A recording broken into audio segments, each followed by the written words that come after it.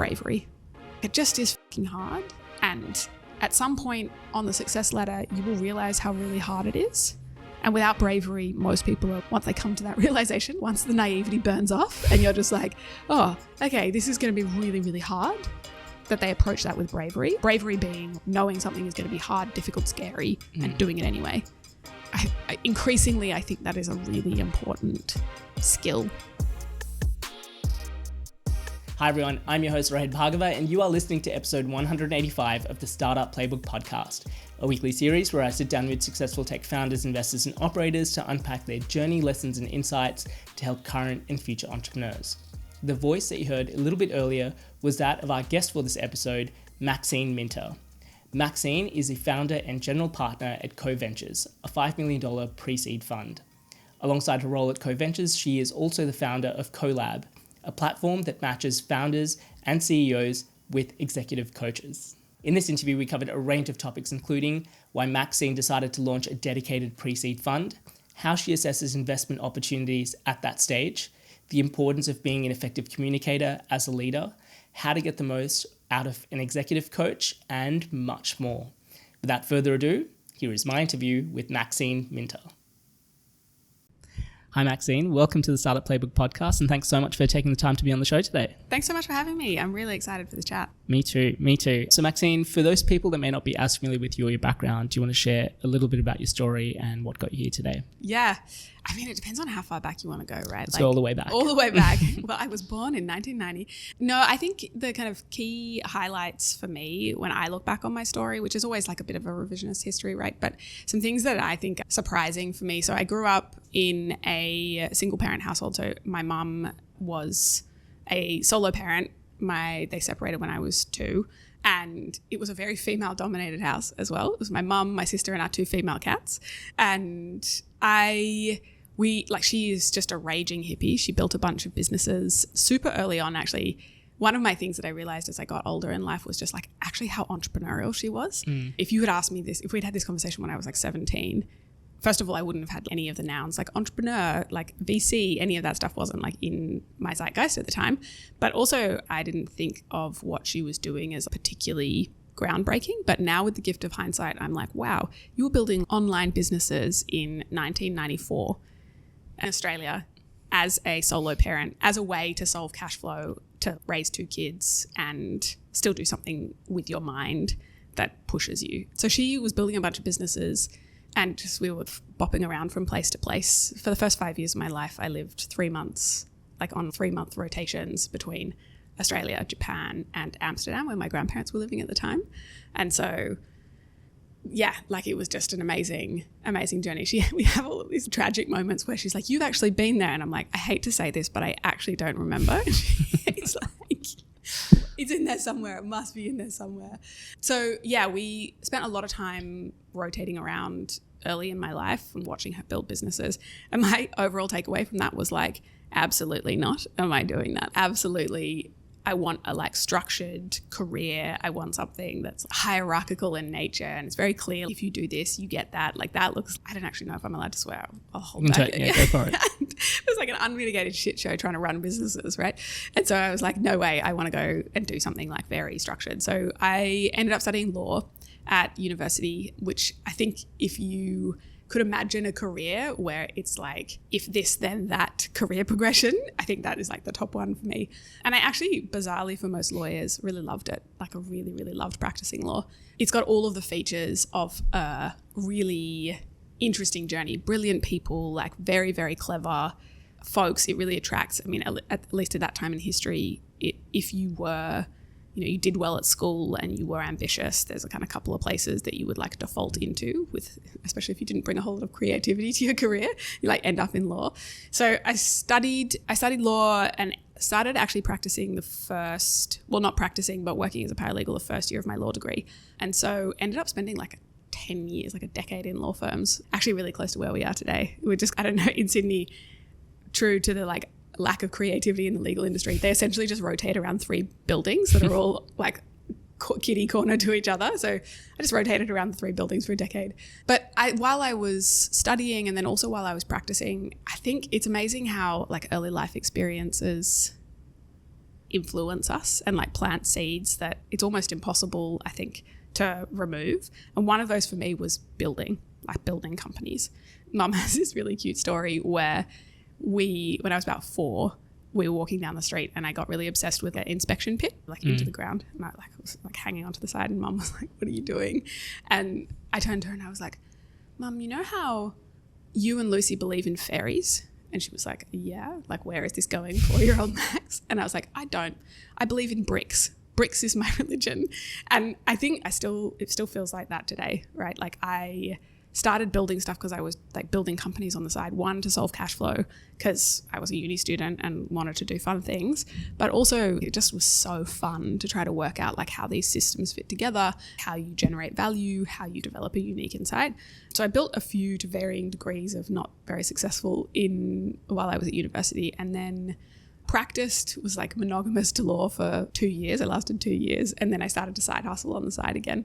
And it got to this point in my career where I'd been in law firms for 10 years. I looked around at the partners I was working for, and you know, if I was successful in that ecosystem, like that would be my job. And I just didn't fill me with joy to do that, right? Like number 1, I didn't look like any of them. Number 2, I didn't think like any of them.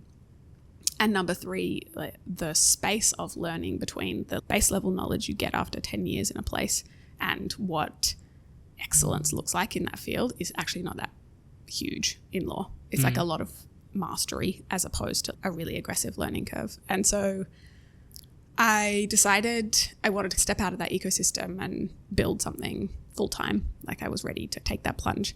So this was, which you probably remember, like there was, I think Blackbird was on deploying Fund 1 maybe. Yeah, Blackbird I think they launched in 2014. Yeah. Right. So they were still deploying Fund 1. Right. The startup ecosystem in Australia was minimal at best. I knew probably 2 people who were building tech companies at the time. And so no part of me was like, I'm going to build a tech company. My mental model was like, I want to go overseas and see what the future looks like and decide what I want to bring back to Australia. That's what I thought would happen. And so I went to Stanford as a very expensive cover story to start a company in the US and see what the future looks like. So I started a company about a month after I got to campus with some folks I met through a think tank there called Codex, which is a legal tech think tank collaboration between the law school and the CS school at Stanford University. And so started building my first venture-backed startup at the same time as studying. It was also the first time that I had the concept of venture capital introduced to me. Stanford is right in the beating heart of the tech ecosystem in the US. Like I think WhatsApp, Instagram, DoorDash, like you name it, were founded on Stanford campus. And so I started being first introduced to these ideas and was just totally enamored. This concept of funding those very early stage businesses, especially that kind of growth stage, interesting, but the earlier stage stuff for me was just totally intoxicating. And so was operating the company that I built called Fairshake. And when I graduated from Stanford, we raised our second round of capital. So we did a pre-seed round when I was on campus, and then a seed round when, like, pretty much the month that we graduated. And it was just an amazing journey, right? Like we raised capital from some of the best funds in the world. It was just incredible to experience what it felt like to get bear hugged by the resources of these funds. I think I was super lucky to have an incredible investing partner with us at pre-seed, a guy called Dustin Dalganow, who now, at the time was at Maiden Lane, but now runs a fund called 43 and has just been so informative in the way that I think about what best-in-class pre-seed investing looks like and best-in-class pre-seed support. So I was super lucky, had his partnership in the early stages of building. But I think, we then, as we were operating, you're in the Bay Area, and I was working out of a co-working space that was a female-first co-working space, which was a fairly novel idea at the time. Like, I know it sounds fairly blasé today, but in 2017, trying to raise capital from anyone who wasn't a dude was just like really hard.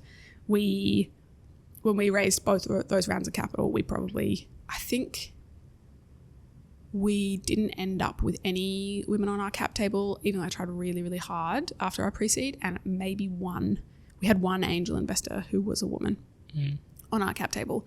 And so on the other side of that, I was like, that really sucks. And a friend, this female first co-working space I was working out of, a friend or two friends put together an angel group called The Council, invited me to come along. And so I was one of the founding members there, and it was just like mind-blowing to be in a space for the first time in my life where I looked up and around in that community, both in the co-working space and in this angel group, and it was all just like really high output, high octane, highly intelligent women doing really cool stuff, and the relevance of their gender was exactly zero.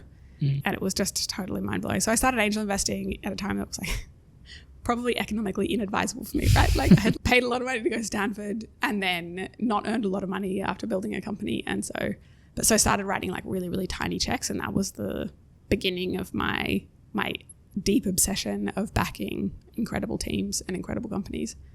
Yeah, very cool. I mean, so many parts of your journey that are super interesting and that we'll dive into. I'd love to maybe go back to the starting point that you mentioned around, especially being in that environment where your mum was sounds like a really big role model for you. I have a not too dissimilar sort of background story as well. My parents were still together at the time, but my dad moved to the Philippines when I was like 13, 14. And my mum was like, I would describe her more as a tinkerer. She would go to markets and hand make jewelry and cool. Flowers out of wax and all of those sort of things. Very creative. And me and my sister would go with her on these weekend stalls and just see her hustling and doing those things. But like you, coming from a family of engineers, everyone in my family is engineers, Indian background, either an engineer or a doctor, and we definitely steered down one of those lanes. But entrepreneurship or business was never part of that. I guess, when did that sort of flip for you of realizing that that's something that you could actually do for a living?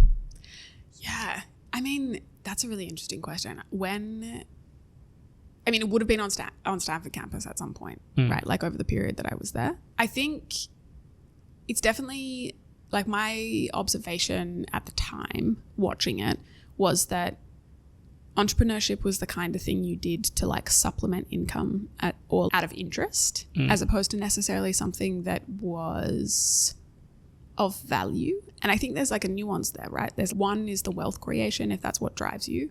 But for me, it was really about a hard thing that had impact that I felt like it was valuable to chase. And I think at the time in Australia, like that wasn't true.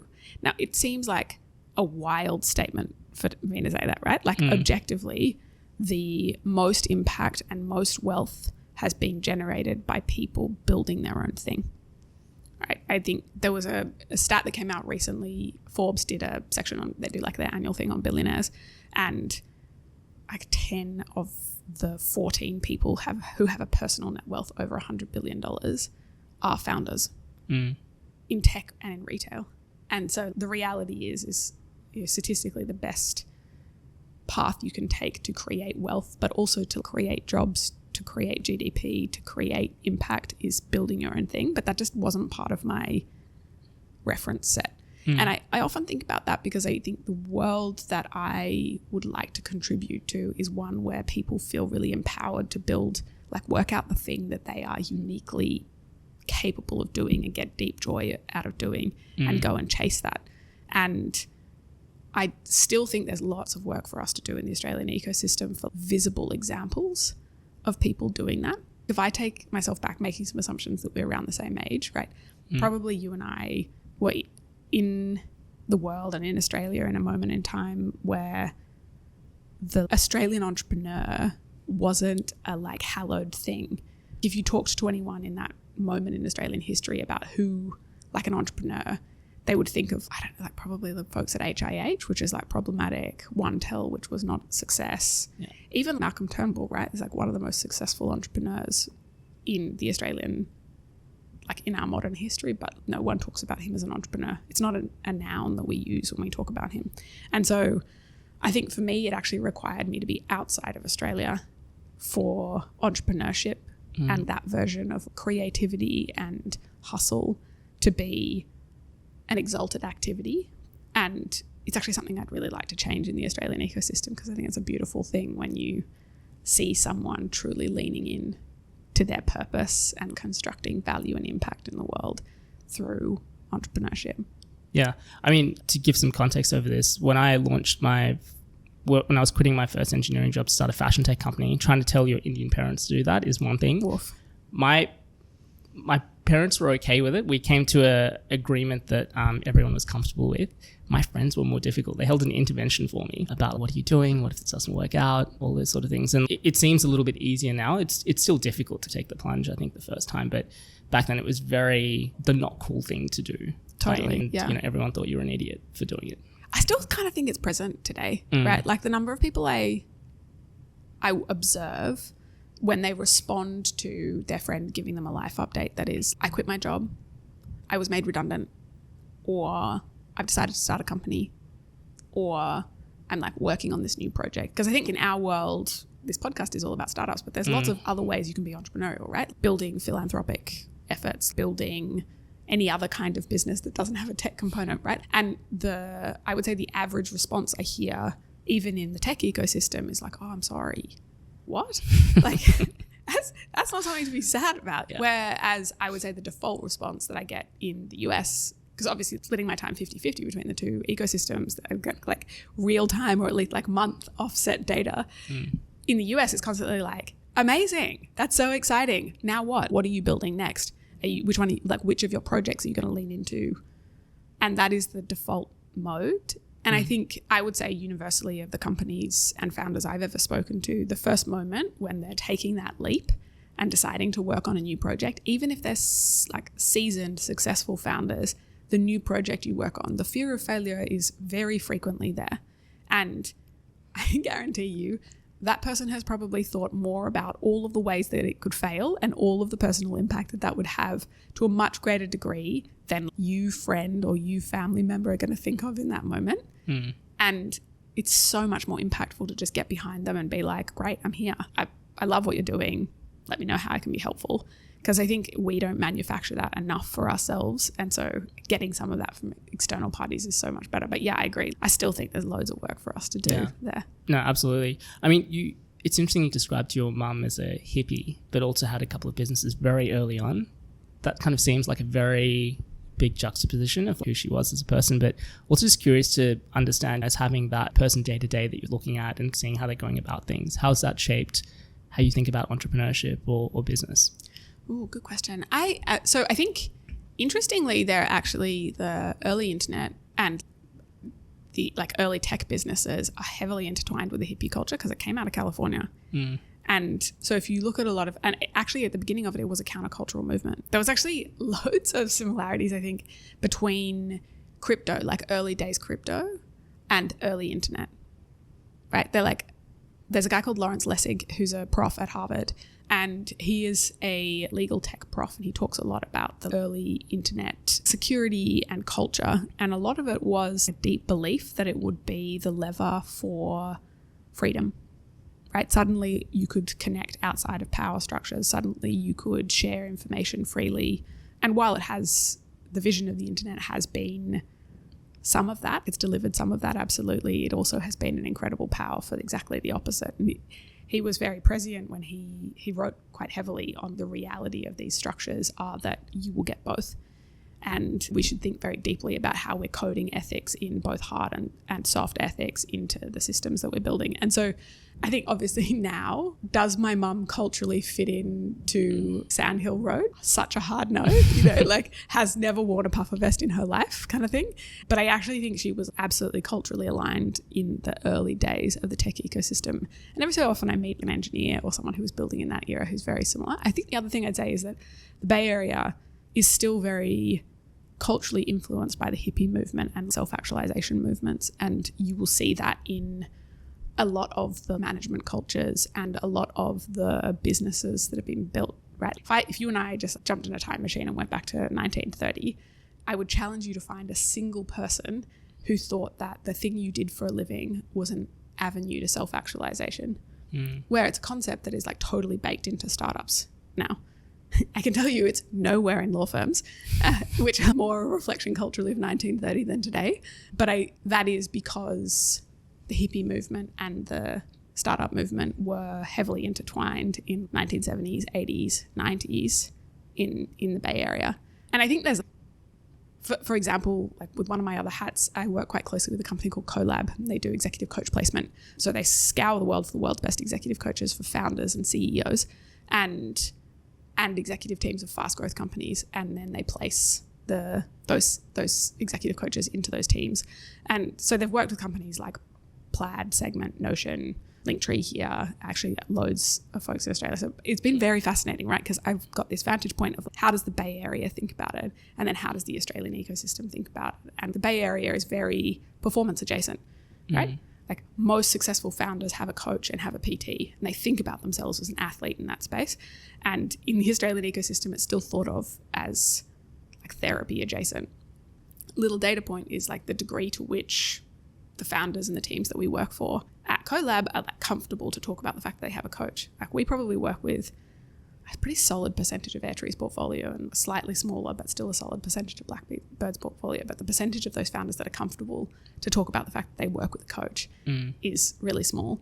I think that'll change over time, but I do think that it's because the Bay Area has integrated this idea of self-development as a value, where Australia's still catching up, aggressively catching up. I think even I was at Sunrise this week, and the number of executive coaches there has ballooned even since whatever it was, 18 months ago or something, when they did their last Sunrise in Australia. Yeah. I mean, I think Nick Crocker was one of the first people to talk about that and the importance of that. He was the first person on this podcast anyways about 4 years ago. And I remember that was such a fascinating thing where when he described it as you said, of the same way that athletes have elite coaches that help them with specific parts of their game. Obviously, they're the athlete and they have to go out and perform, but surrounding yourself with the right people is really important. It is fascinating how much that has changed. But I guess to your point about the difference between performance-based versus therapy-based, can you give it, I guess, like a specific example of what that looks like when you're working with those founders? Yeah, I mean, I think a lot of the founders that in the US that like come to CoLab, and so one of the parts of CoLab's intake is it's like you get paired with a coach to go through the matching process. So they help you distill your goals, the things you're looking to work on, like really pull out the areas that are going to be highest leverage for you to work on with a coach. And during that process, I would say there's a very large number of the folks that we work with in the US who are, the requests they come in are like, I know I can get more out of myself. I want to unlock that next layer of performance, or same request in relation to my team, right? Like my executive team, I think that they can perform better. I want some thought partnership and coaching on how to unlock high performance in my team. I want to make sure I'm spending my time on the most important things. I want to hone my decision-making skills. I recognize I'm just an allocator. I'm allocating resources now in the system to make it maximally effective, and want thought partnership and developing the skills on decision-making. Whereas, so those would be like, I think of them as performance related or like performance adjacent decisions and areas for development. Whereas the other group is like, I'm really struggling type questions, right? I'm feeling overwhelmed. Imposter syndrome is really real for me. I am having co-founder conflict, etc. And because that the mental model is like, those are therapy adjacent things. So there's a handful of us, of the founders and investors. So CoLab works with a lot of investors as well. It's that point that they seek a coach, as opposed to the point where they're like, I'm crushing it and I want to move even faster. And so I think it'll change, right? And I'm noticing it change. Nick does an incredible job. Jackie at Airtree does an incredible job of kind of normalizing and talking about how to use this as a resource. And so I think it will change. In fact, it has changed just in the last couple of years, but there's definitely behind the 8 ball in the adjustment of thinking. And that kind of adjustment in thinking is, speak to so many founders who are just flat out with their business. There's a million things going on, and that something like so that prioritizing your health and going to the gym is really important. But when you are stretched for time, that's often for a lot of founders one of the first things that they take off the table, because they're like, it's not that important. I guess similar with exec coaching in that way, that getting help in this area is probably really important, but it's hard to find the time to do that. Totally. Can you talk a little bit about, even just from a structural perspective, of how best to work with a coach? Like what would that look like for people in terms of time commitment, in terms of how to best approach that to get the most out of it? Yeah, I mean, I think I can probably give an example in my own life, right? I've worked with a coach. I started working with a coach in my last founding journey as I was building Fair Shake. And then I work with a coach now. They're actually different coaches. So I think like something in the same way with athletes, right? There was a sort of skills I needed when I was playing my first large scale game, and then this is a different set of skills that I'm looking to hone. Absolutely, right? You're really stretched for time. You're constantly allocating the most precious and most scarce resource, which is your focused attention, not even the hours in the day, but doing your best thinking. Because at the earliest stages of building a company, and my experience is probably all the way up until Series C, like the founder's vision and the strategic initiatives they put their emphasis behind and the way that they drive their team to success continue to be the most valuable resource in the organization. Even by the time the company lists, if you still got a founder at the helm, it's incredibly disruptive for the founder to leave. And so your whole job is as a resource allocator, and your focused attention is one of those resources.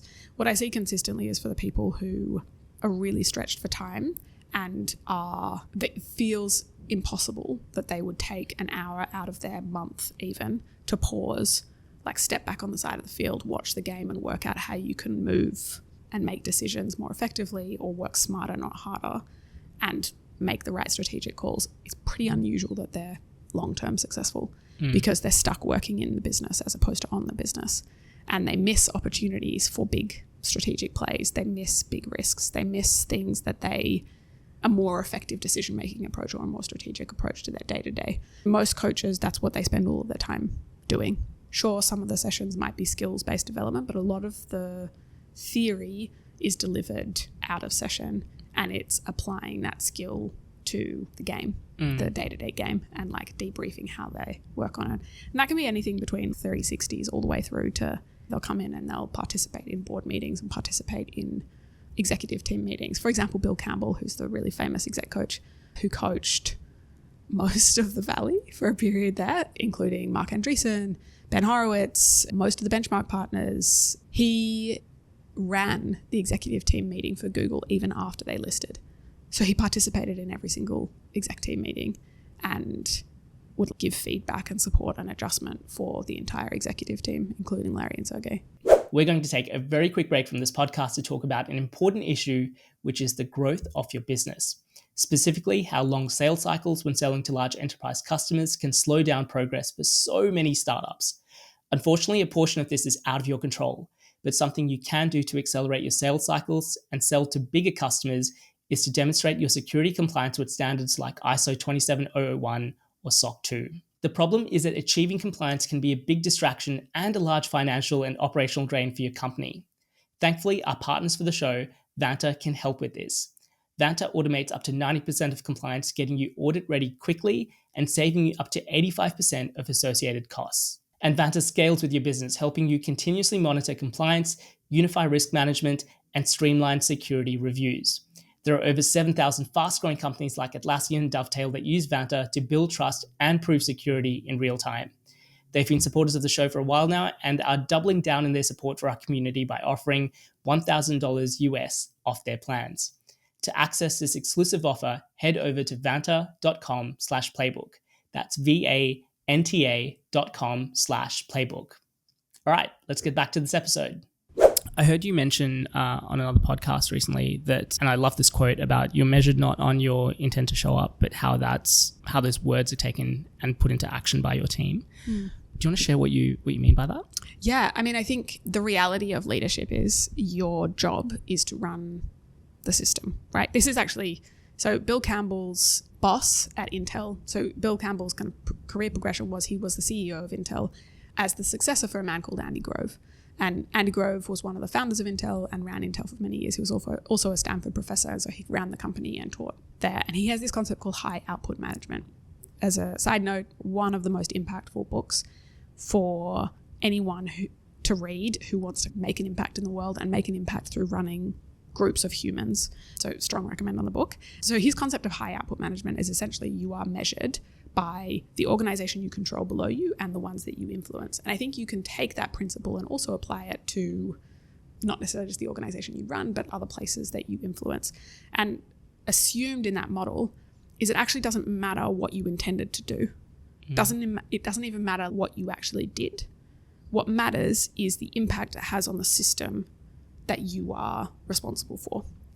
So, and I see this all the time with founders in particular, but also investors. You fully intend to have this kind of impact. You intend to have a motivating conversation with one of your team members, or you intend to have a certain impact on your investors, or you intend to share a piece of information with your board for it to have a certain impact. But at the end of the day, if it's interpreted in an ineffective way, right? You have been ineffective. And so as an adjustment to thinking for anyone who's interested in leading groups of people, to say, okay, I'm measured only on how this is received and what they do with that information, as opposed to what I intended to do, I think it fundamentally changes the way that you show up, the actions you do, the way you adjust when things don't go to plan, the frustration you feel when things aren't working. I think it is a really clarifying mental model. So much of that kind of comes down to communication, but also empathy around that, which is like really hard skills for a lot of people. Any advice on how people can be more conscious or deliberate with how they're communicating to have the impact that they intend to have versus, I guess, having unintended consequences with their words or actions? Yeah. Oof. What would be my top tips? I think the most impactful tool in your toolkit, actually maybe two tools. One is curiosity and two is a growth mindset. I'm a huge, huge fan of Carol Dweck's work on the growth mindset and just like believing that the world is all about learning. There's no success or failure. It's just optimizing for maximum learning. And the curiosity here I think is really useful because of a whole bunch of reasons. It's going to be a little nerdy rabbit hole, but hopefully it's not too boring. So there is this reality called naive realism where as humans, we experience the world in a certain way, right? I like see the world around me. I taste, feel, touch the world around me, and I ingest those inputs into meaning for myself, into opinion, into a perspective. And there's lots of work to show that that is a subjective experience. It's very hard to make the argument that the world is an objective place. And there are a whole bunch of kind of implications for that and threads to pull there, but that is true. The reason we call it naive realism is because the reality is that for most of us, we operate in the world under this largely false assumption that other people's constructed narrative from those same data points are the same as ours. And so if you accept that the world is, meaning in the world is constructed inside of each of us, then what the implication for that is that no matter really what goes out of you or is constructed in the world, each individual's experience is different. And I think accepting that as a premise allows you to train the skill of empathy. And by definition here, what we're talking about is the skill of understanding someone else's emotions. You don't have to necessarily agree with them or like them or want to interact with them, but it's understanding that information. Actually, there's at Toronto University, there is an empathy test that I think is fairly frequently used to grade someone's kind of empathy skills. Depending on where you think you sit on that scale is either like a daunting prospect or an exciting prospect. But luckily, in partnership with that, they showed that empathy is actually just a skill that can be trained like anyone else. And I found that really useful, right? This is actually a perfect example of where coaching is really valuable. So if you and I, again, were having this conversation when I was 17, you would have got a very different version of me. And the reason for that is my mental model up until about 22 was that humans were scary, right? They were like largely something that shouldn't be trusted. There's a lot of variables. So you didn't really know what you were going to get. My experience wasn't that I had been particularly safe in the face of other humans. And so my mental model was emotions are not useful. Like rationality is king. It's all about rationality. And then working in law firms, I realized, first of all, how awesome humans are. Second of all, how valuable and important they are if you want to do anything in the world. And it came to this realization of, actually humans are really valuable, but I deeply don't understand them because for the first 17 years of my life, my mental model was that they are, like especially emotions, like not worth engaging with. And so I largely had to teach myself the skill of empathy from about 17. And so one of my coaches, or the coach that I was working with when I was building my last venture-backed company, she really helped me break it down as a framework and train the skill. And what I now know, that I didn't know at the time that I was applying it, was that there is a fairly structured way of learning empathy, which essentially, first of all, you have to accept the premise that it's useful. And second, to see it in action and know what it looks like.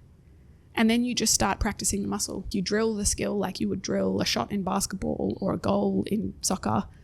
And then it becomes easier and easier, and then it becomes habitual. So it moves out of skill and starts to become habitual.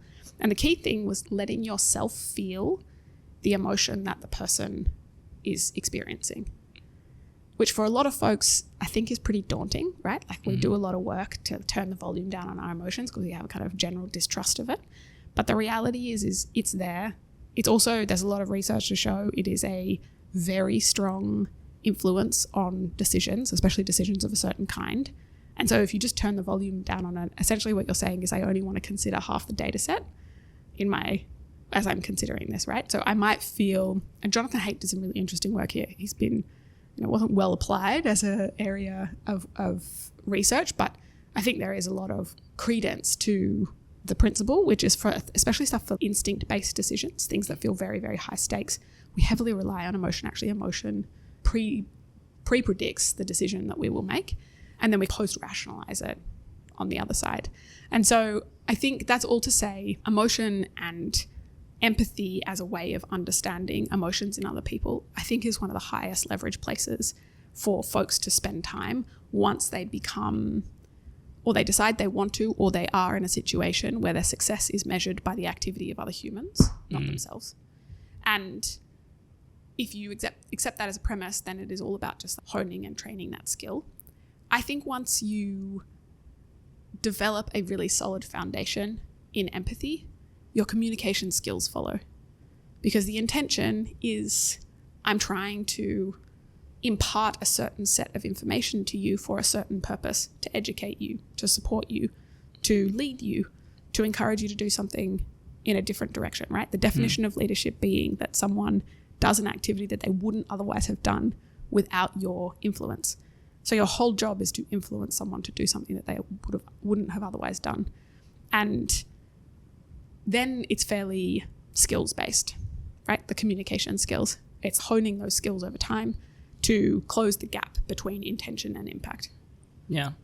One thing that I feel like I've learned way too late in life is that a lot of the time we just fill gaps in communication with our own assumptions and our own stories. And a lot of the time we just have our own perspectives on things because we live in our own heads, and we assume that the way that we see the world is how everyone else sees it. And so it's just really easy to assume that if my intent is this, that obviously everyone else will understand that, and that you know, like everyone kind of talks about sharing the values over and over again so it gets honed in, and you need to do it to a point where it feels like you're repeating things, but it takes that repetition for things to cut through. It's the same thing with communication as well. I found that you need to almost feel like you're overdoing it to a point to like actually make sure that you're understanding things and things are being taken the right way, and that you're also opening yourself up to understanding the other person as well, because a lot of the time you can completely miss the context that person's coming at it from, or where they're taking that from, because it's just not what you would have assumed that they would have taken it. Totally. I actually think it's like one of the best and most frequent experienced opportunities for this point for most founders and anyone in a leadership position, which is that you find yourself repeating yourself all the time. But again, that's not the relevant measurement point. It's how many times did they hear you? And so it's actually a really tough transition point for a lot of founders, right? You go from being high variety, high octane, high dynamism in your day-to-day to feeling like you're saying the same thing all day, every day. Like you agree on these principles, you agree on this strategy, and then you just parrot it for a quarter, a half, sometimes even a year, and you're just like, why? This is not fun for me. But the reality is the audience is only hearing it once or twice from you, because you're not talking to the same people all day, every day. And I think it's the case for all of us, right? There's a point at which it's more about how it was received and who heard that message from you, as opposed to how many times you said it. It's definitely like you hear it from a lot of folks who are in positions, high leverage positions, famous people, etc. They feel like they're talking about the same thing all day, every day. It's the same story. Actually, what it reminds me of is for a lot of musicians. I went and saw the Chili's last year. They were playing in Austin, which is one of the places they spend a lot of time. And someone was recounting to me, they just must be so sick of playing Californication. But I've only ever heard it live once. And it was amazing. I loved it. But for them, it's got to be like the 1,000th, maybe tens of thousandth of time that they've sung this song, and they still sing it with the passion. They still sing it with the emotion in their voice. That is an incredible experience for me. And that's what makes them excellent performers, right? Excellent communicators and storytellers, because they still perform it, putting everything behind it like it was the first time they've sung it, even though, God, I can't even imagine. I don't think I could sing it that many times. Well, it's the same as pitching, right? Like when you're doing it at a conference or you've been doing it over a number of years, the first time you do it, great, you've got the same kind of energy and gusto. It's really hard when you're doing it for the same pitch for the 1,000th time. Totally. To a completely different audience. But as you said, for them, it's the first time they're hearing it and they want to feel that excitement, energy, and all those sort of things as well. I do want to switch gears to co-ventures, but coming back to wrap up this point, obviously you would have worked with quite a cross-section of different executives and founders in this area. And as you said, there is this real push to be high performance and how do I level up and become world-class in particular areas. What do you think are the commonalities between people that do take that leap and that step to become truly world-class or really level up from where they were? A couple of things. One is that they've chosen the right lane. And so they've chosen a thing to do to become world-class at that aligns to them, that they feel a deep passion or a deep energy in relation to the subject matter. To give you, so Bill Gurley, who was a partner at Benchmark for many years, recorded this great speech for UT's MBA class from a couple of years ago called Running Down a Dream.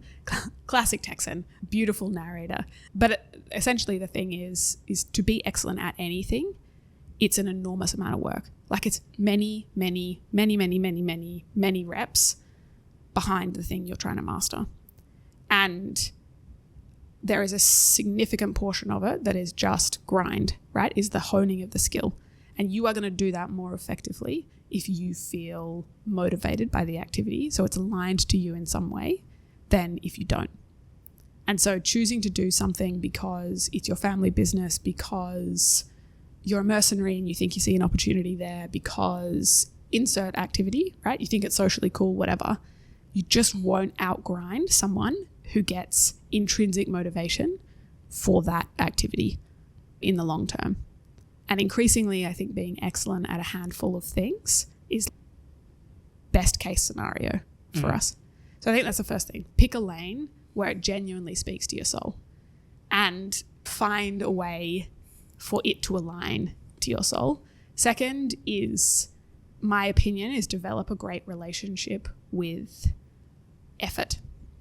And if you look at all of the best athletes, the best thinkers in their space, the people who've constructed like real repeatable dents in the world, they just exert an enormous amount of effort towards the goal over a long term. And part of that is willpower and the work on pushing yourself through hardship. Not 100% of what you do will be motivating, will feel good. For a lot of it, it is just what my coach calls the job, right? There's the work, the stuff that like brings like deep alignment, it really energizes you. It's you playing in your genius zone. And then there is the rest of it, which is just the job, right? There is only a handful of people I've ever met who enjoy having really tough performance conversations, but it's part of the job. And so getting comfortable with doing hard things. The lever here that I find to be most impactful is for the folks that develop actually a growth-oriented relationship with doing hard things. So it is, I wouldn't say pleasurable, but enjoyable. They enjoy the effort. They enjoy the grind. It's like the feeling that I think for a lot of people this is most comparable to is when you're in the gym and you're coming to the end of your set and you're grunting, ugly sweating, but you're feeling it. Like you're feeling yourself succeeding at a hard thing. So that also, they are learning machines, right? They have either honed the skill or have been naturally blessed with the ability to learn well. Mostly they've learned how to learn. Like mostly they have studied the art of ingesting information and integrating that information. And so you put them in new environments and they just soak up any opportunity in that environment really effectively. I think those have been the kind of universal skills behind people I've seen just be incredible in their, actually maybe I'd add a fourth there of bravery. It just is fucking hard. And at some point on the success ladder, you will realize how really hard it is. And without bravery, most people, once they come to that realization, once the naivety burns off and you're just like, oh, okay, this is going to be really, really hard, that they approach that with bravery, as opposed to bravery being knowing something is going to be hard, difficult, scary, and doing it anyway. Increasingly, I think that is a really important skill. Yeah. How important is that sort of intrinsic motivation as part of that piece? Because I read a stat recently that 95% of podcasts don't make it past 10 episodes. And that is wild to me. That's wild. Yeah. When I started, I think I mentioned this on the podcast, my whole thing was like, I just want to do this for 10 years and see what happens. It's a very different sort of framework of coming to something of just going, I just know that I'm going to do this for a very long time and I'll figure it out and everything around it will make itself work. Versus I think the benefit that I had when I started 7.5 years ago was I didn't realize you could even turn it into a business. And it was just something that I loved doing. Versus I think for a lot of people now, when they see Joe Rogan sell his podcast for hundreds of millions of dollars and people making a living out of this, the reason why you're doing it changes quite significantly just because of the environment that you're in. And I think that's what's really challenging for a lot of people to overcome, where something like a podcast is compounds over time. You have to do it for a very long time for it to get, for most people, for it to get valuable enough for you to turn it into something. But it's hard to see that when that initial naivety wears off and the excitement wears off and you're like, oh shit, actually it's a grind to do this. Totally. I mean, I think what that brings up for me is two things. One is just the value of compounding and the huge strategic advantage if you can think long term. Because almost nothing that has outlier success in the medium to long term is built and activated in sub 5 years. And maybe to this emotions point, most of our decision making, especially if it's from a place of acquisition of resources or protection of resources, feels immediate, right? It is, we feel scared, we feel excited to chase an opportunity, but it is a short-term thing.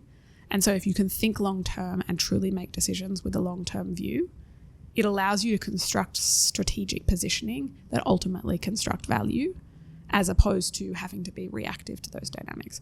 So I don't think that was your question, but it's definitely what came up for me. I just think it's a powerful, powerful thing. But in terms of intrinsic motivation, and maybe those two things are related, right? As I'm saying this out loud, it's really hard to do something to hedonistic normalization catches up with you pretty quickly. And the desire for novelty catches up with you pretty quickly if you're doing something as a mercenary. If you're doing something because there's a buck to be made here or there's status to be acquired. Doing that for 5 years, especially in the moments when it gets really hard, is unlikely if you don't get some deep satisfaction from it, right? For example, for me, I started Co-Ventures. I started having conversations with folks that I was thinking of building it in late 22. I launched it in 2023, which for context is the worst year for raising a fund since 2012. At least based on American stats, right? Like the world is a very different place between 2012 and today. And they're just like, it was a really hard environment to raise in, but it was one of the best environments to be investing in.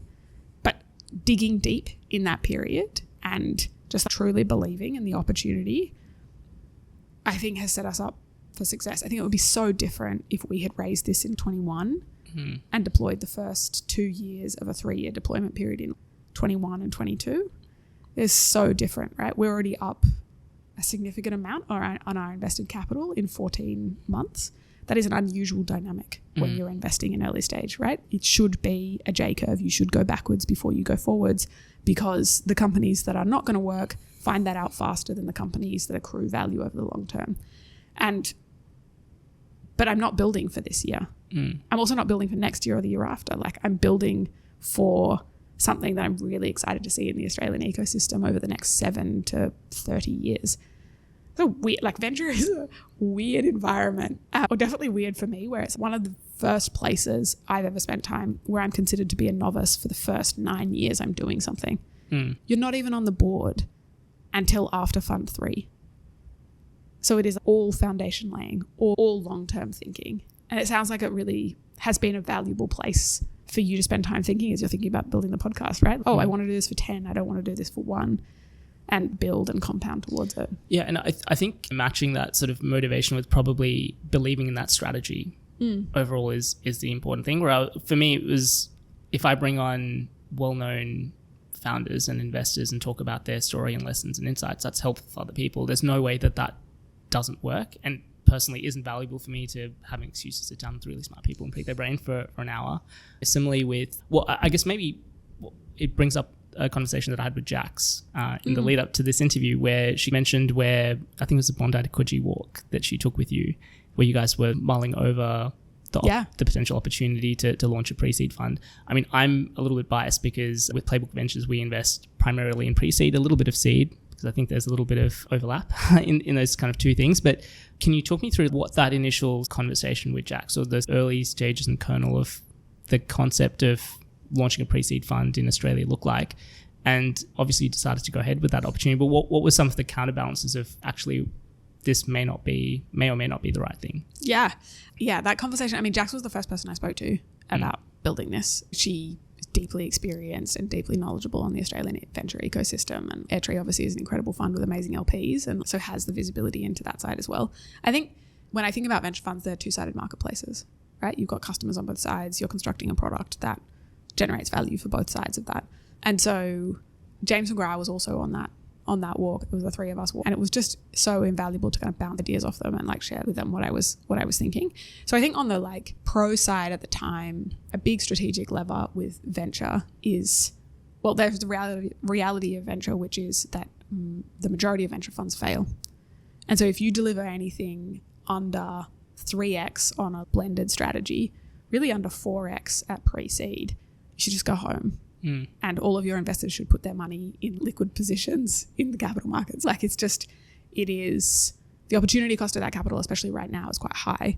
And so trying to get conviction that there was a space in the Australian ecosystem, there was actually appetite and value to be delivered on both sides of those marketplaces, right? On the LP side, is there enough people in Australia that understand pre-seed or want to understand pre-seed and want to allocate to just that stage, consolidated just to that stage, that you can build a fund that covers its costs and can generate value on their side, but also on the founder side. And then on the founder side, you know, is there enough?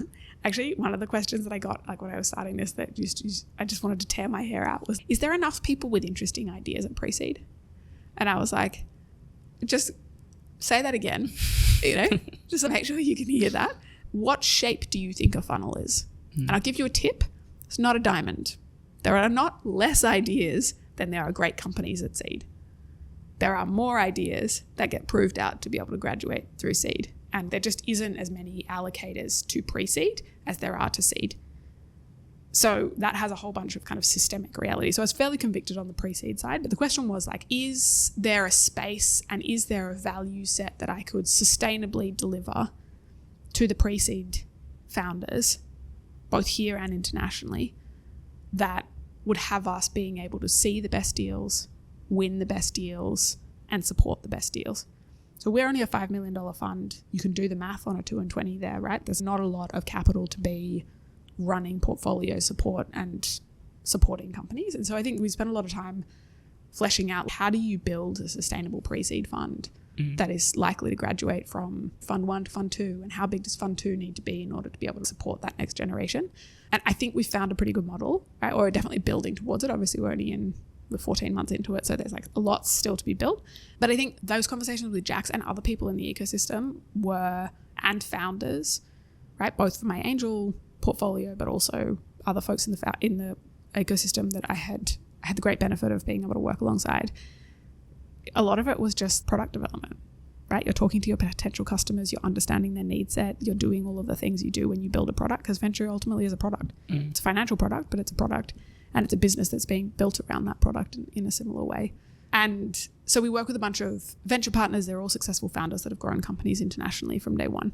And from Australia, they are all over the world now. And they're all anywhere between the Series A and C stage. So they're like recently been through the pre-seed stage and have relevant support, relevant networks, those kind of things.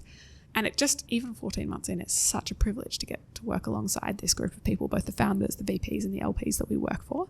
So I feel it's really nice when you launch a business, it's always a risk. It's always a bet that you're making. Thankfully, it's one of those bets that I've become more convicted of as we have got along, as opposed to less convicted in. Mm-hmm. So I still think it's a huge opportunity in the Australian ecosystem. What's made you more convicted about it?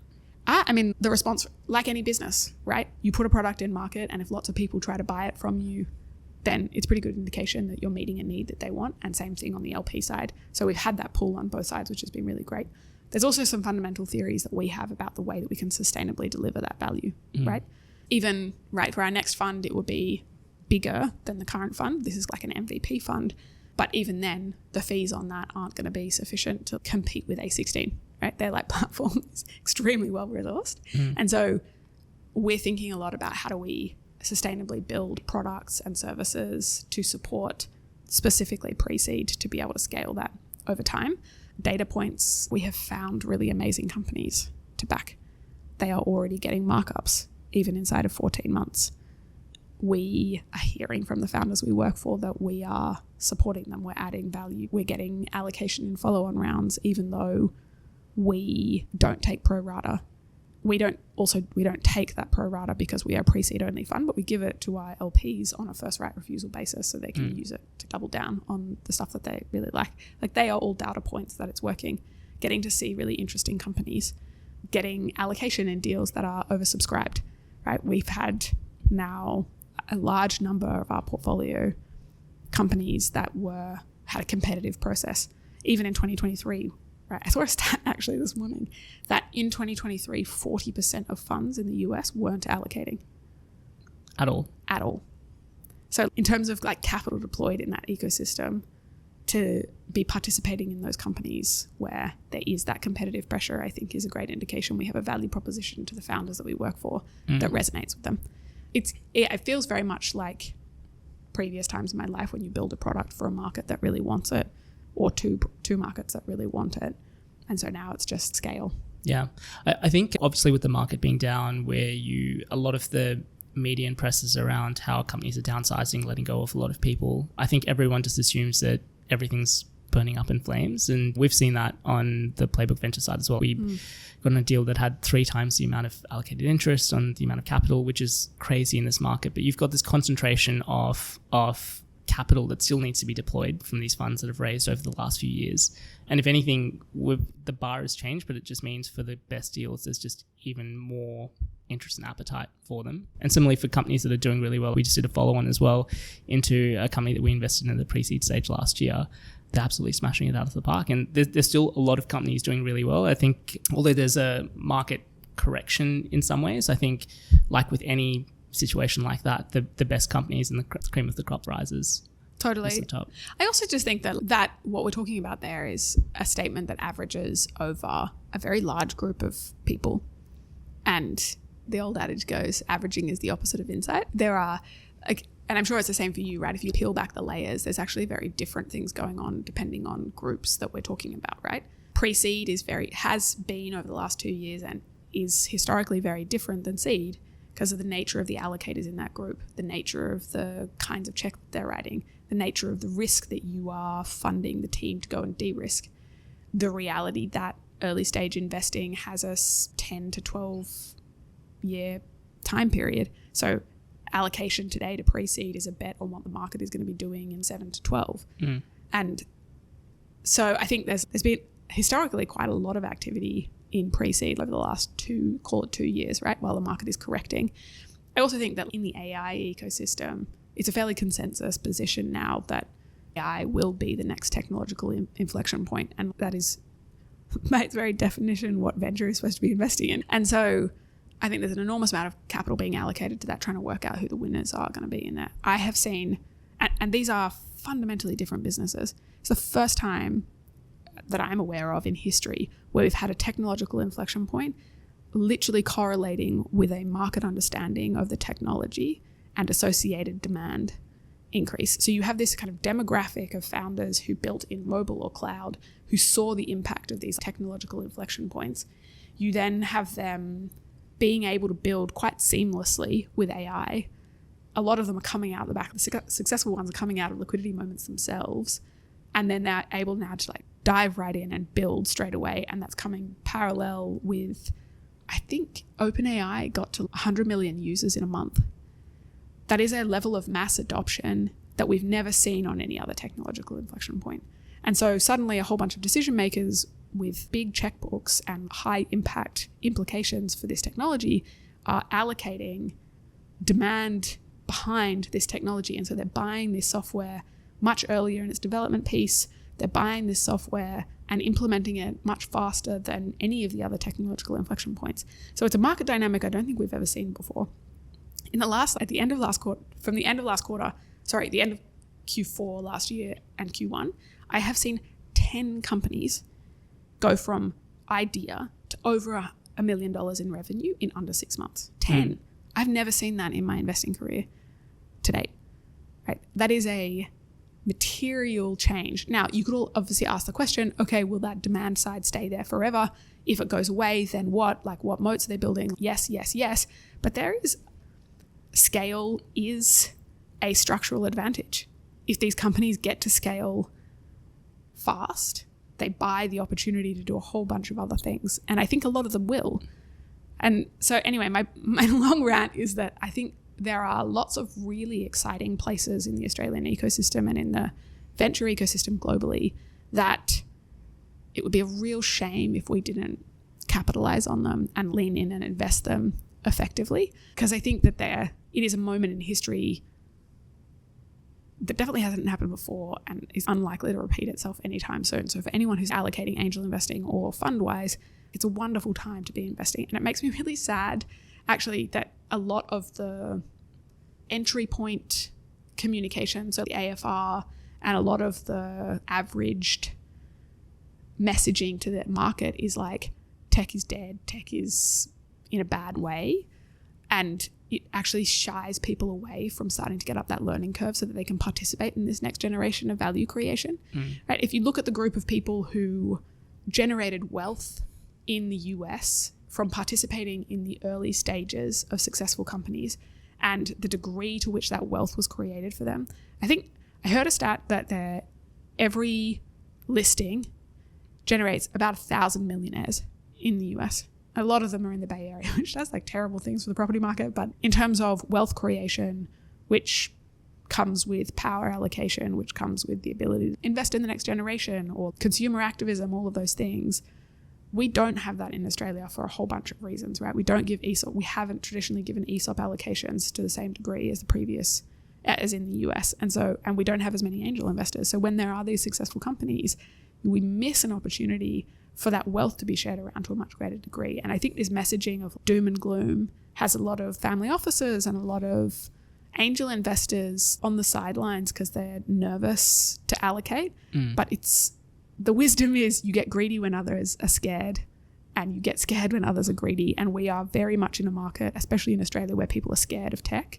And so it should be a green light for anyone who wants to do that work to fundamentally understand the nature of the businesses they're backing and the risks that they're taking, because I think that there's a lot of alpha to be generated in this particular moment in history. Yeah, absolutely. Couldn't agree more. Obviously, with pre-seed comes a lot of risk. So I think, like you, I shared the excitement of backing companies and founders at the very early stages. I think there's just something really special about being there at the beginning and helping them with that. But especially for someone who's deeply analytical and considered when they come to decision making, there isn't a lot of data points that you normally get at that stage. So just selfishly, I'd be curious to understand how do you think about assessing different opportunities that come up? As you mentioned, there's 6 different AI companies you've seen get to $1 million.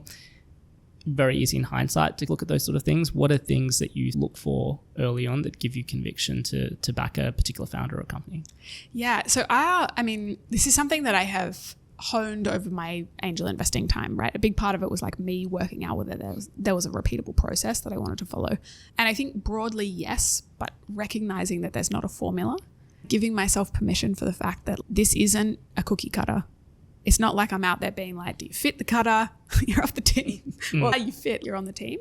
But I think the key variables that I look to here are they chasing a market that if they are successful, they'll be compensated for the value that they create? And are there features of that market that mean that they will be compensated, right? Is there opportunity for structural advantage here in the way that they're thinking about building it? Then it's really like all about the team, because I'm doing this extremely unscientific social sciences experiment, which is every single investor, early stage investor I have spoken to recently, I've asked them, of the companies that you've ever invested in, what percentage of them are building the same product with the same go-to-market for the same customer by Series A that they pitched you at pre-seed or seed? And the answer is 0%. Yep. 0. But if you think about the amount of effort that we spend on those questions, diligencing, and I think actually what we're diligencing is how does the founder think? How deeply do they know this space? And how good are they at being nimble and right? Right? Learning really quickly and adjusting and like finding the right signal and doubling down on it. But we ask it in a way where we collect completely uncorrelated data. And so when I'm diligencing a company and I'm spending time with it, I spend time on the team as well, not just the CEO. And a lot of investors only ever meet the CEO. They spend time with the team. And what I'm trying to understand is, are they learning machines, all of them? Right? Would I back them to be able to find a signal in this market? Once I've got conviction that there's something to be built in this space and the dynamics of the market are structurally possible that you can build a 100x return profile for me in that space, then do I believe that you understand this space deeply enough? You're totally obsessed with the problem. And you understand the space deeply enough that you will find a signal in there. Do I understand that you have that like tenacity and willing and ability to metabolize a large degree of pain, essentially, right? And learning in order to be able to find that signal in there. And so I have a bunch of kind of heuristics I use to determine, I think you do. It's been really helpful being involved with CoLab and being an executive coach prior, that I have a lot of data points of watching people who are just highly tenacious, really growth oriented, very, very good at breaking down problems, and are on the right part of that continuum of humility through to ego to be able to be flexible but steadfast at the same time. And so if I can get to conviction on those things, and that I think that we can be helpful, they're a good fit for the fund, then we're very likely to do the deal. What I'm essentially looking for there is, do I think that once we're behind these people, we can accelerate them, place them into hopefully deep resource-rich environments, and they will absolutely maximize the most out of that. And I would say so far of the 14 that we've invested, that's categorically true. Yeah. I love your point about having a framework but being willing to break it or throw it away. We've got a deal that's live at the moment that's a solo founder. It's the first time we're doing that, and normally, as you said, the founding team is so important at the early stages of pre-seed. Got nothing else to go off except the founding team, really. And then that gets a little bit more difficult when it is a solo founder. But when you look at the particular business, the characteristics of that particular founder, what he's already been able to do. One other thing that we talk about a lot internally is an unreasonable amount of progress that they're able to make. And that doesn't need to be traction or revenue. It's just, do they have this ability to surround themselves with the right people, to bring on advisors, to get meetings with people that they shouldn't be in the room with? All of those sort of things for founders to be able to demonstrate that, because building a company and building an outlier company especially just requires so many things to happen and to go right. But for that grit and determination, I think you can tease out some of those things based on either prior things that they've done or just things that they're already demonstrating. And it doesn't necessarily just equate to revenue straight away. Totally. Yeah. I mean, the bias against solo founders for me, I just think is so silly. And I think the reason that I chafe against it so hard is because it is a example, and one of the more prominent examples, of just heuristics thinking. It's derivative thinking where the person isn't doing the work to think about, but why? There are some circumstances 100% that a solo founder, the things that person would have to be excellent in order to be able to deliver outsized returns, is superhuman when aggregated all into one person. That doesn't mean it's impossible, it's just very improbable. Yeah. But there are many other businesses where that's not true, right? There are many other businesses where you can hire that talent, you can get advisors who are that talent. There's many other ways to build that business in a way that has that solo founder being able to deliver outsized value. I put it in the same bucket as married or family pairs, which Australia is sick for, by the way. Like most of the enterprise value in Australia, founders and like startups, has been generated through people who are bonded to each other in some way, right? Familial bonds or relationship bonds, but that's by the by. Actually, I think if you were heuristic investing in Australia, you would invest in all of the married couples or siblings. But yeah, I think there's other versions of this that I just think is it's silly. You would have heard me say many times on this podcast before that I am such a big believer in surrounding yourself with the right people. And that's why I'm delighted to partner with Scendar. Scendar is the OG startup accounting firm in Australia, catering to all stages of your business life. If you're busy running your startup, you don't always have the time to balance your own books or do forecasts, and instead you can fully outsource your finance function to give you the time, energy, and resources that you need back to do what you do best, which is growing your business. They have a dedicated focus on founders, funders, and startups, and have an experienced team that can help you with everything from managing your tax to balancing your books to even helping with your exit strategy. I trust and use them with all of my businesses and can't recommend them highly enough. To find out more or to speak to Gareth and the team, head over to scendar.com. That's SCENDAR.com. All right, let's get back to this episode. Someone else that I spoke to as part of the research process is a good friend of mine, Chris Bartlett, who is one of the founders of your wonderful human. Your portfolio. He's awesome. Incredible founder. Incredible founder. What a great backstory as well. But one of the things that he mentioned was that a part of his process with you was you asking him very tough questions that he wasn't really asked anywhere else. And he said one of the big things that you asked him was team composition and scale and what that looks like going forward, which is hard for a founder to really dig into some of those things where, again, usually there's just, here's the team and here's what we're going with. Again, what are some of your favorite questions or things that you're specifically looking for at the pre-seed stage that gets you really excited about a company? Yeah, I mean, those questions are really about how they think, right? Again, to our point, like we're backing a team of people in an environment that is probably going to change quite significantly. Like it is a dynamic system. So I'm interested in the way that they break down problems, the way that they think about uncertainty, the way they develop heuristics, and the way that they develop their mental models for the way that they're going to approach something. And Chris is fantastic at this. Depending on the team and depending on the space, the area for exploration will look different, right? Chris is a solo founder. So thinking about the way that he constructs resource environments around him, getting to conviction that he can win people over and bring them along for the journey was really important for us to get to conviction that this was, Tapestry was a business that we could see outlier success in. But that doesn't mean it's a line of inquiry I would have with other teams, right? I don't have a set of questions that I run every team through. There's areas, a big part of our diligence process is me developing a thesis on what I think the strategic levers are for the success of that business and the success of that team. In Chris's case, one person, and inquiring behind those and developing mind maps of what I think that they will be successful in. But for all of them, I ask every single founding team questions around their grittiness, their growth orientation, their relationship with heart and pain and effort, which I've had the feedback for some of them. They're like, this feels more coaching session than diligence, right? And it's actually really informative to me, the degree to which they're comfortable going to tough places.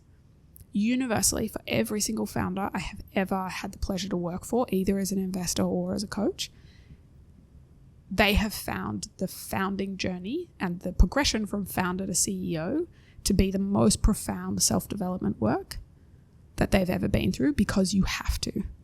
The shit is so hard.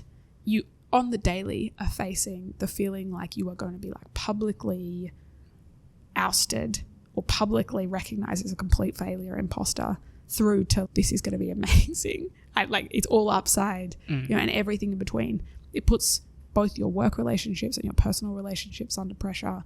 It is a really, really, really hard thing to do. And I think that's largely missed in the zeitgeist of the entrepreneur. I think we forget the human in it, and we forget what it might actually be like to be trying to grind through it. Actually, I'm listening to a book at the moment about BlackBerry. It's called Losing the Signal. It's really actually very sad because RIM, the company that they built, the company that built BlackBerry, with the advent of the iPhone just got totally annihilated, right? Down to nothing today. And it was a co-CEO team. And what jumps out at me as you're listening to the demise of their partnership is just the amount of blows, body blows they were taking once iPhone launched, and the kind of assumption from the market that they should just work it out. And they were getting everything from like SEC probes to losing key suppliers in different markets to their actual partnership falling apart. If you just think about the human experience of that for a moment, imagine day to day you show up and you're just getting punched in the face all day, every day. And then they're being publicly shamed for showing up to media interviews where they're not on. And I'm just like, I feel for them, you know, but that is the reality of building and running a very public company, a company that is hugely successful. Right? There are very few people to make that leap to that next stage. But what I deeply believe is that the most enterprise value is generated where you have a founding CEO in seat until at least Series C, usually through IPO. Snowflake bucks the trend for me there, really messes with my data set. That it is really valuable to have that energy and tenacity and vision in the founding CEO. And so what I'm looking for are teams that I would underwrite that they have the possibility of doing that. Are there particular, it's really hard to gauge the grittiness of a founding team because as you spoke about that, I think it's not just public companies. Every single company goes through so many different challenges. And I think that one of the challenging parts about this ecosystem is that everything always has to be really positive and up and to the right. And you know that every single company is on the fire on the inside. It's just one of the things that if you've been around in the space long enough and seen enough companies, that even the best performing companies have huge challenges. And there are some privileged problems to have, but they're still problems. What kind of strikes you, or what are the things on the grittiness side that, again, give you conviction on a particular founder? Yeah, we do. Part of my line of inquiry is I go back in time with them. Ask them questions about some of the hardest moments in their life and explore with them how they navigated that, how they talk about it.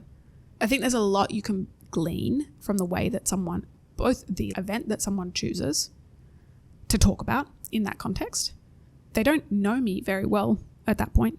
The degree to which someone is open and comfortable to talk about some of the shittiest periods in their life, and the way they talk about it and the way they think about navigating that and the way they summarize what they learned, you can get an enormous amount of data from that.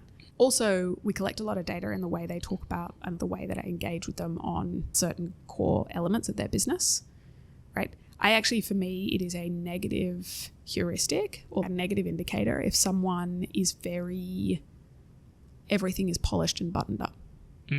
Because what that says to me is they are nervous about the messy stuff. And shame is such a cruel emotion in this way, in that it instinctively drives us to do the exact thing that we shouldn't do, which is close down, protect and defend the thing that feels most vulnerable. But actually the thing that usually salves the most vulnerable stuff is openness and connection. And so for me, that is a bias that I have, that someone who is good at metabolizing and feeling some degree of comfort with the stuff that's been really hard and can talk about it and can engage with it and ideally has pushed through it and got to the other side and used it for fuel. Like that to me is someone who probably is going to thrive in the environment that they're stepping into. Someone who feels like they can't talk about it, they can't engage with it. They have to pretend like it's not there, is probably not going to thrive in the circumstances they're stepping into. I'll give you a perfect example, right? Pre-seed, my definition of pre-seed is prior to those early traction points that tell you you've got something worth chasing. So it is, you're really out in the forest, right? Like you're really searching around. And in a large proportion of those companies, depending on what data you look at, it's anywhere between kind of 30 and 50%. They won't find something worth chasing. And it is worse if they pretend like they have and raise more capital behind something that could have been proven not to work at the very, very earliest stage. And if you feel like it, and the economic incentive is that you find something, right? And so you're like, there is a degree of intellectual honesty that you need to show and self-comfort you have to show to be able to be like, we tried it and it didn't work. So here's the capital back, or we got to the end and it's not going to work. We've had our first closure in our portfolio and they gave us 40% of the capital back because the team got to an inflection point where they, or a kind of confirmation point where they were like, it's not there, right? We're very confident. We've run the tests. We've worked out. We've validated our key hypotheses or invalidated our key hypotheses, and it's not worth chasing. I would so much prefer to work for that founder again than the version that is, we're going to like turn that money, we'll just light it on fire, even though we could have known 40% ago that it didn't work. And so for me, we really look to people who like feel comfortable to talk about those scary, prickly things and are willing to go deep. This is why I'm sure for Chris and other founders, they're just like, I'm sorry, what? Like, what question are you asking me?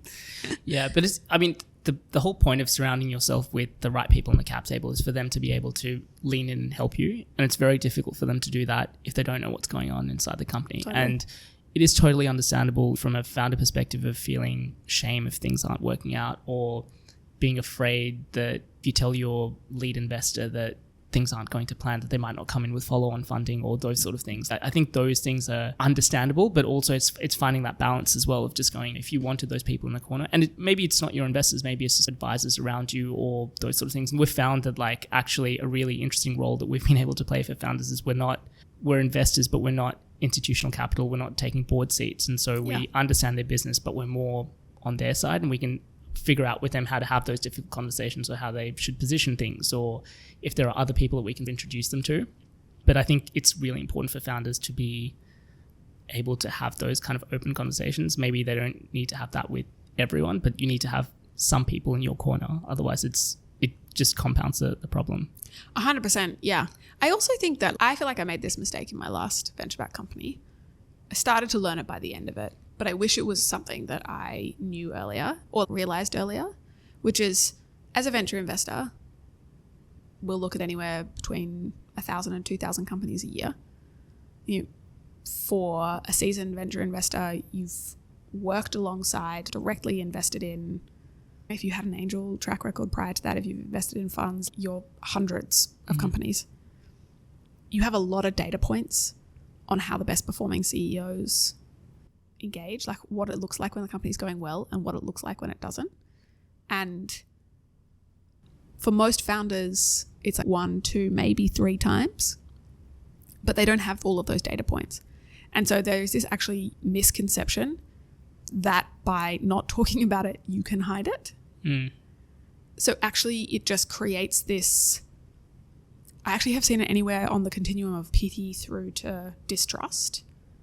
On the investor side, even if they are your lead investors, even if you're trying to construct an environment where they feel like you want them to come in, if things aren't going well, they probably know. And the fact that you're choosing not to tell them and they're choosing not to be open and collaborative in problem solving them actually accelerates the very thing you're trying to avoid. And this is what I mean by shame. This is like the outcome that shame produces. It's like by leaning into shame, you actually accelerate the very thing you're trying to avoid, which is help increase probability of success and progression. The other thing, I think maybe to pull a thread from the beginning part of our conversation, is I think it really helps to take a long-term view in these moments, right? Over the period of a quarter investor update or a year or even a 2-year period, it's really easy to give in to the desire to try and make it successful by not sharing. But actually, this is a small ecosystem. As I said, for those investors who are, a lot of investors I know would prefer to back founders who are intellectually honest and are that trusted, safe pair of hands for the capital that they've been entrusted to allocate. And so knowing that someone can passionately assess the probability of success and come back to you and be like, it's not working, increases the probability that they will back you again. Whereas if you try to pretend and hide the ball that things aren't going well, the facts are the facts. You built a thing, you put it in market, the market isn't responding in the way that you hoped, or your team is having some internal challenges, or whatever that risk area is. Like, by hiding the facts on that, it doesn't actually solve the problem. If anything, it can actually cause it to metastasize and fester in a way that creates a bigger blast radius. And it's really tragic for me when it happens, because it's so avoidable. That is one of those own goals that you're like, no. Yeah. This didn't need to happen. It's not just the communication. I think it's I think you find out a lot about people when things aren't going right. 100%. And I think that unfortunately the temptation or your kind of fear in those moments can take over. And I've seen so many relationships get just burnt very quickly off the back of people just coming from a place of fear and kind of forgetting, being able to take a step back and looking at the long-term thing. And like you said, it's a small ecosystem and people have a long memory with things, and word does get around with those sort of things as well. So it's difficult, but it's maybe with the help of an executive coach, it's helpful to be able to take a step back and look at the bigger picture with these things. One of my favorite sayings with a former business partner of mine, Adir Schiffman, is he was a doctor, and he said, in startups, nothing is life and death. Usually no one dies. Totally. And in the moment you think that this is the biggest decision that will impact the rest of your life, like, you're fine. You'll have your health, hopefully, at the end of it. Just keep things in context. It's so important. Yeah. I think one of my favorite books on the face of this planet and required reading in my mind is Finite and Infinite Games. Have you read that? I have, It's so good. It's amazing. Right. As a mental model of just asking yourself constantly, is this a finite and infinite game? And plot twist, it's mainly an infinite game, meaning the objective of the game is to keep playing. It's not to win in that particular transaction. And that is so true with building companies and investing in companies, because the reality is that trust takes a full lifetime to develop and can be lost overnight. Like it's very hard to rebuild it if you've shown that your default mode of making decisions is not a trustworthy thing. So I think, I just think it is such an important thing to ingest as a founder and an investor. And I think it's a valuable just across the board of life is long. The timeline is a long period of time. Trust is everything. And the point of this game is to keep playing. It's not to self-maximize in this particular transaction. And if that means in this circumstance, I look at the facts in front of me and I recognize this company is not doing very well. And here are the vectors that it's not doing very well and the things that I think I need to solve. Right? It is much more valuable to take that to the people who are economically invested, or even just like relationship invested in your success and being like, help. I don't know how to unfuck this. Yeah. And sometimes there isn't an answer, but it's the activity of doing that I think that is really important. Maxine, I can talk to you all day. Likewise. About this. We'll definitely need to get you back for a round 2, but I know that you've got to head off to a meeting. So really appreciate your time. And I think it's so important to have someone like you really supporting and investing in companies at the pre-seed stage. I've speak to so many founders that talk about their shitty experiences of trying to get their sort of first round of capital. So the more amazing people that they have like you backing them, I think it's a great thing for the ecosystem. So thank you for that, and thank you for coming on the show. Oh, that's far too kind. Thank you so much, and thanks for having me on. This has been an absolute delight. My pleasure. Thanks for coming on. Thanks for listening to episode 185 of the Startup Playbook podcast. As always, full show notes from this interview will be available at startupplaybook.co. I'll be back next week with another episode, but in the meantime, if you enjoyed this interview, please don't forget to like, share, and subscribe. As always, thank you for tuning in, and I'll see you next week.